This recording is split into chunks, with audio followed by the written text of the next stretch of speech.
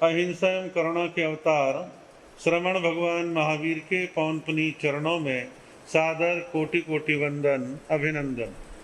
ध्यान योगी युग प्रधान आचार्य पूज्य श्री शिव मुनि जी महाराज साहब, संघ गौरव उप प्रवर्तक परम सेवा भावी पूज्य गुरुदेव श्री प्रेम सुख जी महाराज के पवन पुनीत चरणों में सादर कोटि कोटि वंदन अभिनंदन। आदरणीय समादरणीय मुनि वृंद, परम विदुषी साध्वी मंडल, उपस्थित धर्मनिष्ठ बंधुओं, माताओं एवं बहनों, आप लोग श्रवण कर रहे हैं वीतराग श्रवण भगवान महावीर की अमृतमय वाणी।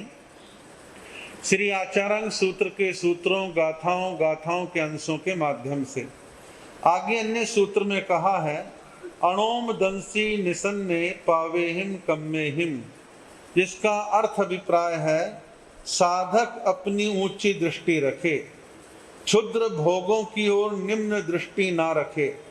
उच्च दृष्टि वाला साधक ही पाप कर्मों से दूर रहता है। देखिए, दुनिया में सील, सदाचार, संयम, ब्रह्मचर्य पालना कठिन है। दुनिया पाप की तरफ बढ़ रही है तो आम आदमी कहता है तू भी कर ले। दुनिया कुछ गलत काम कर रही है, विषय भोग के साधनों की ओर उन्मुख हो रही है तो आम साधारण आदमी कहता तू भी लग जाए इसके साथ। ऐसी आम प्रवृत्ति है। लेकिन अपनी दृष्टि को जब हम ऊंचा रखते हैं, विचारों के द्वारा, चिंतन के द्वारा, स्वाध्याय अध्ययन चिंतन सत्संग के द्वारा, तो हमारा पतन उतनी तेजी से नहीं होता जैसा एक सामान्य व्यक्ति का होता है। आपके पास संभलने के लिए कई मौके, कई अवसर, कई चिंतन, कई बातें आपके जेहन में उत्पन्न हो सकती हैं। आपको मान लो कोई हिंसा के लिए प्रेरित कर रहा है तो आपके मन में कदाचित उत्तेजना आई भी हिंसा की, आप तुरंत कहोगे नहीं नहीं, क्यों व्यर्थ का कर्म बंधन बांधना, अपने को ऐसा काम नहीं करना। तो ऐसी बहुत तरह की छोटी छोटी बातें जहां हमारी दृष्टि ऊंची होनी चाहिए। अब आप देखिए, एक साधु या साध्वी संयम के मार्ग पर चल रहा था, अब वो संयम छोड़ चुका। अब मतलब वो हमारा आदर्श है, जो संयम के मार्ग पर चले वो हमारा आदर्श है। हमारा आदर्श वो होना चाहिए जो संयम के मार्ग पर चल रहा है। उनको हम देखें जो रेस से बाहर हो गए हैं, जो आउट हो गए हैं, उनको क्या मानना, उनको क्या चिंतन करना। ठीक है, उनके कर्म थे, कहाँ खींच के ले गए वो जाने, उनके कर्म जाने। लेकिन जो हमारे लिए आज अच्छे मार्ग पर चल रहे हैं, हम ऐसी ऊंची दृष्टि, श्रेष्ठ दृष्टि अपने जीवन के अंदर रखें। और यदि हमारा सोच बड़ा पुअर है, कमजोर है, नेगेटिविटी भरी हुई है और प्रवाहगामी हम बने हुए हैं। प्रवाहगामी का मतलब है कि नदी का प्रवाह जहाँ चल रहा है उसमें व्यक्ति कूद जाए, लकड़ी डाल दो, सब उसी दिशा में बहते हैं। लेकिन कुछ लोग होते प्रतिस्रोतगामी, जो संघर्ष करके अच्छी दिशा, अच्छे मार्ग, अच्छी मंजिल, अच्छे लक्ष्य की ओर निरंतर पुरुषार्थ करते हैं। तो हमें पॉजिटिव सोच के साथ अपने आदर्शों को ऊंचा बनाना है, अच्छी दिशा में बढ़ना है। और मैं इसमें आप लोगों का सौभाग्य मानता हूँ।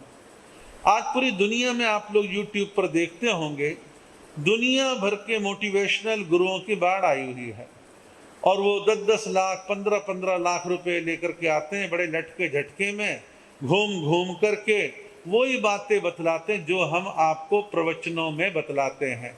बस अंतर इतना है, हमारी शैली अपनी है, उनकी शैली प्रोफेशनल है।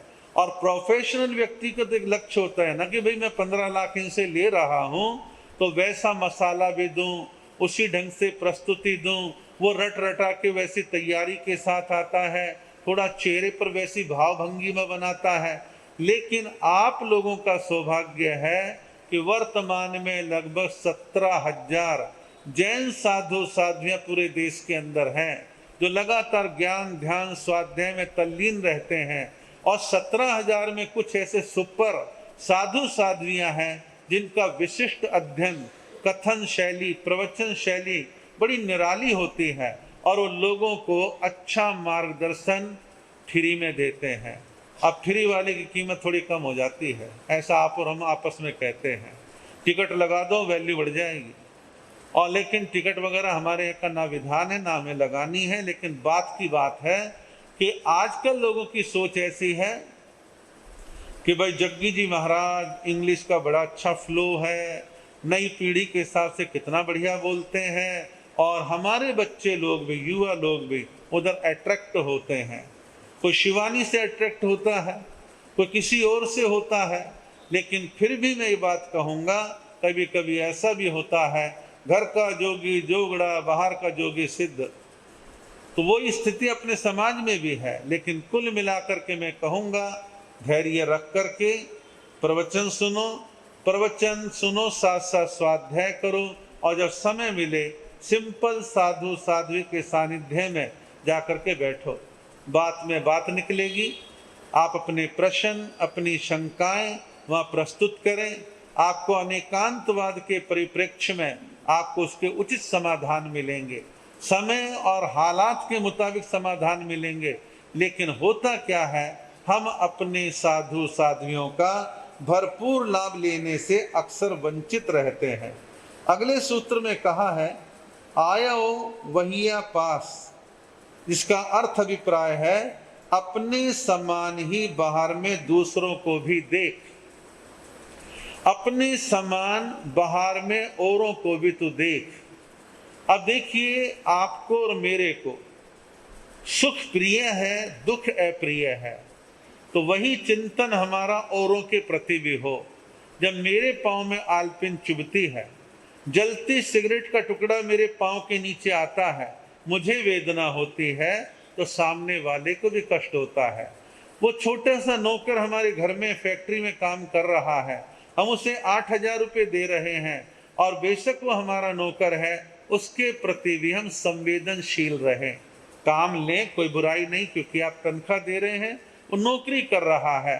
लेकिन एक सीमा के बाद शोषण ना करें, उसका भी मन है, आज वो एक किस ड्यूटी के अंदर है, हम उसको हिकारत भरी निगाह से ना देखें, उसके प्रति भी एक अच्छा भाव, समानता का भाव लेकर के चलें। जब अपने समान हम औरों को देखते हैं, हमारी संवेदनाओं का विकास होता है। हम ये मानते हैं, नहीं भाई, मुझे दर्द होता है तो चींटी को भी दर्द होता है, मकोड़े को भी होता है, मैं देख के चलूं, यत्ना से चलूं, विवेक से चलूं, मेरी वजह से किसी का घात नहीं होना चाहिए।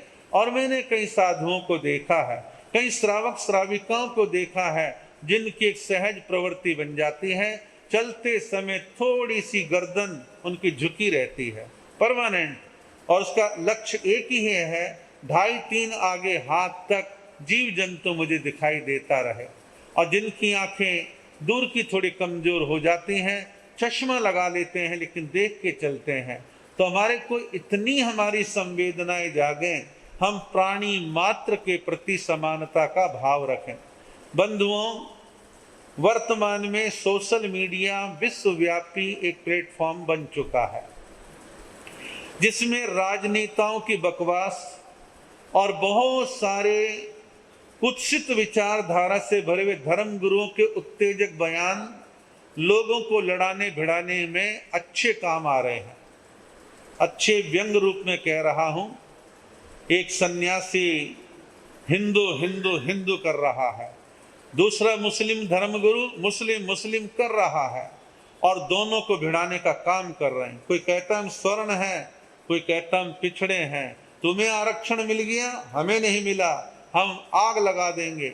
आज मणिपुर में क्या हो रहा है, सरकार तो भारतीय जनता पार्टी की है, आरक्षण एक वर्ग को दे दिया, दूसरे को देने की बात है, झगड़े हो गए, और अब तक 250 से ज्यादा लोग मारे गए। लोग, आम आदमियों के पास आधुनिक हथियार हैं, और फोर्स के हथियार उन्होंने कैसे कब्जे में ले लिए, कमाल है कि कम से कम 8-10 हजार हथियार उन्होंने लूट लिए, और अभी तक लूट के कितना है, मुश्किल से 1000-2000 हथियार लूट के आए, 8000 आज भी गायब है।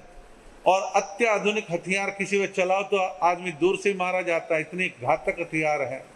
तो क्या हो रहा है देश में, दुनिया में, सोमालिया के अंदर, नाइजीरिया में 100 आतंकवादियों को मारा गया। भाई आप आतंकवादी बने क्यों? कहीं ना कहीं शोषण हुआ।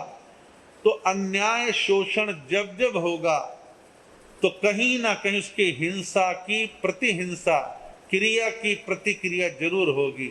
आप विचार करें, मैं आपको आपके घरों से उदाहरण देता हूं। एक नौकर किसी भी प्रांत का हो सकता है, प्रांत का मैं नाम नहीं लेता, किसी भी प्रांत का हो सकता है, आपके घर में नौकरी करता है। आप उसे मान लो भद्दी गाली बकते हैं, खाना नहीं देते हैं, तनख्वाह मार लेते हैं, हिसाब नहीं चुकाते हैं और उसे एक तरह से टॉर्चर कर रहे हैं। आपने उसके साथ अभद्र व्यवहार करा, ना जाने कब उसका सिर फिर जाए, घर में लूट करके भाग जाए, किसी का मर्डर करके भाग जाए, क्या जरूरत पड़ी है? मान लो कोई व्यक्ति आपके मन के अनुकूल काम नहीं कर रहा है, आप हिसाब कर दो, हाथ जोड़ लो, भैया इतना ही तेरा मेरा योग था, आप और काम देख लो। कुछ कहने की लड़ने की बात ही नहीं आज के जमाने में। तो खास तौर पर अभी उत्तराखंड की एक घटना देखने पढ़ने में आई कि कुछ धार्मिक यात्री उत्तराखंड में बद्रीनाथ, केदारनाथ, गंगोत्री, यमुनोत्री घूमने के लिए निकले। कहीं कहीं पर कहीं खच्चर करने पड़ते हैं, कहीं पिट्ठू करने पड़ते हैं, कहीं रेट को लेके झगड़ा है, कहीं बोलने की तमीज को लेके झगड़ा है। कभी सवारी जो है वो ऐसा बोल दे, कभी वो लोग बोल देते हैं। और वीडियो में दिखा रखा था किस तरह से कम 10-15 लोग एक पति पत्नी पर टूट पड़े, लाठी डंडों से मार रहे हैं।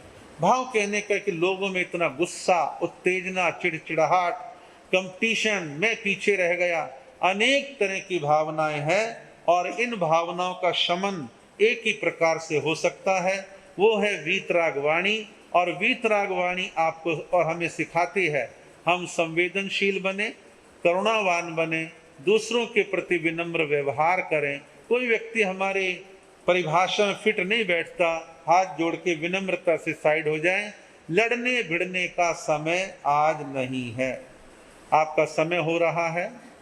और प्रवचन का क्रम 3 दिन से आपके क्षेत्र में निरंतर गतिशील है। आप लोगों ने 3 प्रवचनों का लाभ लिया है। यहाँ का श्री संघ व्यवस्थाओं की दृष्टि से बहुत ही सजग है, व्यवस्थित है। घर कम होने की बात तो मैंने कल परसों भी कही थी, अब उससे कोई फर्क नहीं पड़ता, उसको कोई कहने की आवश्यकता नहीं है। जितने हैं संगठित रहें, व्यवस्थित रहें, अच्छे काम करते रहें। आपकी ऐसे जैन सभा तो अच्छा काम कर ही रही है, लेकिन आपके यहाँ पर आत्म जैन सोसाइटी जन सेवा के काम, चैरिटी के काम, भलाई के काम, परोपकार के काम, राशन वितरण का काम 100 परिवारों को हर महीने देते हैं, जिसमें आधे जैन आधे अजैन बंधु हैं। और अब जो है एजुकेशन और हेल्थ पर भी खर्चा किया जाता है। ऐसी जो सोशल संस्थाएं हैं ये समाजों के संतुलन को ठीक करने का काम करती हैं। यदि सभी लोग रूखे हो जाएं, संवेदनहीन हो जाएं, तो अराजकता, हिंसा, मार धाड़, लूट खसोट ये बढ़ेगी। इन सबको बैलेंस करने का तरीका हम संवेदनशील रहें, अपनी करुणा को सूखने ना दें। और आज की धर्म सभा में जिनको जैसे अनुकूलता है लाभ ले सकते हैं। और आपके क्षेत्र में साधुओं के पधारने की जो सूचना है भी श्री संघ आपको प्रदान करेगा। और आपके यहाँ पर कल प्रवचन है तो आपको अपने क्षेत्र में प्रवचन का लाभ लेने का पूरा भाव रखना है। लुधियाना के भी कुछ क्षेत्र बचे हैं और कल 15 तारीख के बाद 16 और 17 ये 2 दिन हमारे नूर वाला रोड पर रहेंगे। उसके बाद के 2 दिन सेक्टर 39 में रहेंगे जहाँ स्थानक है। उसके बाद 2 दिन विजय इंद्रदीन नगर में रहेंगे। उसके बाद के 2 दिन जनता कॉलोनी में रहेंगे और उसके बाद के 2 दिन आत्म नगर में रहेंगे। आत्म नगर में शनिवार इतवार यानी 24 और 25 है और 25 तारीख तक विशिष्ट कार्यक्रम है। और उसके लिए मैं स्वयं उसके लिए आपको आमंत्रित कर रहा हूँ।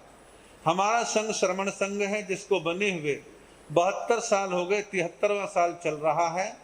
श्रमण संघ के इन 72-73 सालों में संघ समाज में, चतुर्विध संघ में बहुत सारे कार्य हुए हैं।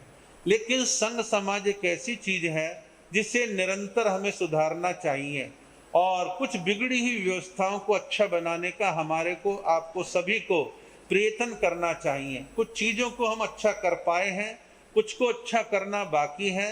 और ऐसा है कि चतुर्विध संघ में अकेला साधु का चिंतन कुछ नहीं कर सकता। साधु चिंतन रख सकता है, योजना बना सकता है। योजना के इम्प्लीमेंटेशन के लिए श्रावक श्राविकाओं की आवश्यकता रहती है। कहीं पर धन बल लगता है, कहीं जन बल लगता है, कहीं बौद्धिक बल लगता है और कहीं समय देना होता है।